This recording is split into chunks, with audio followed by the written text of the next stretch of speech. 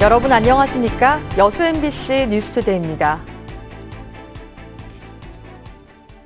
여수 웅천지구에 들어설 예정인 한 아파트 분양가가 지나치게 높다는 논란이 제기되고 있습니다. 여기에 분양 중도금 무이자도 반영되지 않아 입주 예정자들이 감사원 청구까지 준비 중인데요.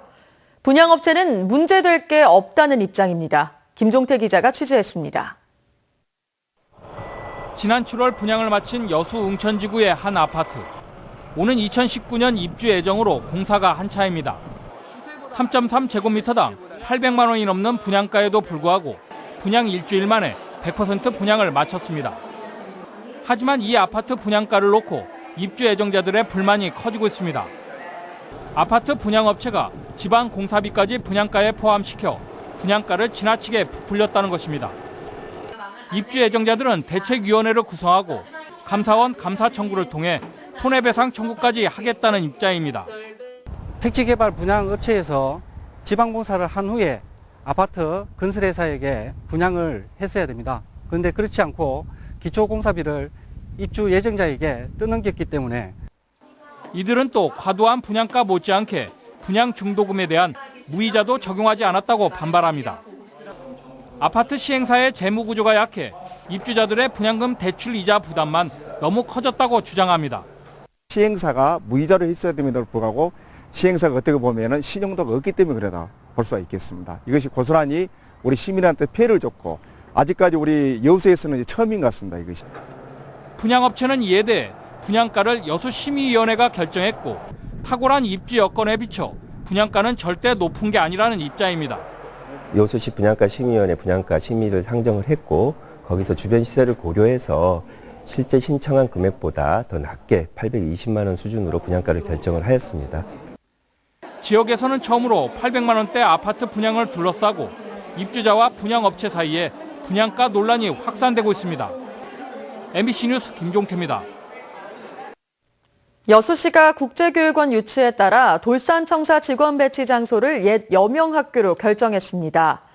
여수시는 오는 2018년 돌산청사에 국제교육원이 들어설 예정인 가운데 돌산청사를 내년 5월까지 비워줘야 한다며 돌산청사 직원 배치 장소를 문수동 옛 여명학교로 최종 선택했다고 밝혔습니다. 여수시는 시 기록물 관리에 문서 수장고가 필요하고 저렴한 비용 때문에 옛 여명학교로 선정했다며 전라남도 교육청과 여명학교를 3년간 무상 사용하기로 계약을 마쳤으며 10억 원의 예산을 들여 건물 리모델링을 마친 뒤 돌산청사로 활용할 계획입니다. 세계 람사르 협약 당사국들이 활용할 습지 생태계 서비스 평가도구 개발을 위한 워크숍이 내일까지 순천만 일원에서 개최됩니다. 어제부터 열린 이번 워크숍은 13개국 전문가와 당사국 대표들이 참가해 습지가 인간에게 제공하는 혜택을 파악하고 이를 바탕으로 한 습지 관리, 보전 정책을 올바른 방향으로 이끌어가기 위한 생태계 서비스 평가 도구를 개발하게 됩니다. 동아시아 람사르 지역센터는 습지 생태계 서비스 평가 도구가 완성되면 우리나라 발의로 13차 람사르 협약 당사국 총회에 채택 결의문으로 제출할 예정이며 전 세계 169개 람사르 협약 당사국에 활용됩니다. 섬 지역 공무원들의 높은 이직 현상이 어제 오늘 만의 고민이 아닌데요. 행정자치부에서 개선 방안을 제시했는데 앞으로 실현 여부가 관심입니다. 보도에 문현철 기자입니다. 신안군은 신규 공무원들이 거쳐가는 곳이란 자괴감이 심합니다. 최근 6년 동안 이런저런 이유로 신안군을 떠난 공무원만 96명. 신규 채용을 계속하고 있지만은 결혼율이 4%에 이르는 등 인사 운영이 어려운 실정입니다. 행정자치부가 신안군의 인사 고민을 덜어주기 위해 나섰습니다. 지난 석 달 동안 직원 면담과 설문조사, 전문가 자문 등 인사 컨설팅을 실시하고 해법을 제시했습니다. 이러한 특수성을 반영을 해서 채용부터 교육훈련, 보직관리 이런 것들이 대량껏 이루어질 수 있도록 저희 제도 개선을 하는데 주된 목적이 있다고 보겠습니다. 먼저 장기 근무를 유도하기 위해 신안군 자체 경력 채용 시험 실시와 전출 제한 기간 확대 방안을 내놓았습니다. 섬 근무제에 대한 수당 인상과 인사상 혜택, 직급별 섬지역 최소 근무 기간 도입도 제시했습니다. 또 요직부서와 경무기피부서의 주요 직위를 전문 주기제로 지정하고 본청과 읍면 간 승진 인원의 합리적 배정을 요구했습니다. 특수성을 감안한 인사를 할 수 있고 또 인원 보충을 할 수 있는 장치들을 행자부가 좀 관심을 가지고 바라봤으면 좋겠다라고 의견도 올렸고, 행정자치부는 신안군의 컨설팅 결과를 완도와 고흥 등 다른 섬지역 지자체까지 확산시켜 나갈 계획입니다. MBC 뉴스 문현철입니다. 지역 대학가가 총장 선거로 뒤숭숭합니다. 광주교대는 교육부의 총장 재선출 요구에 전남대는 과열 혼탁 선거전으로 우리 대학들이 몸살을 앓고 있습니다. 한신구 기자의 보도입니다. 최근 교육부로부터 총장 후보 재추천을 요구받은 광주교육대학교. 구체적인 사유는 밝혀지지 않았지만 후보 한 명이 연구비 횡령 등의 혐의로 경찰 수사를 받는 상황과 무관치 않아 보입니다.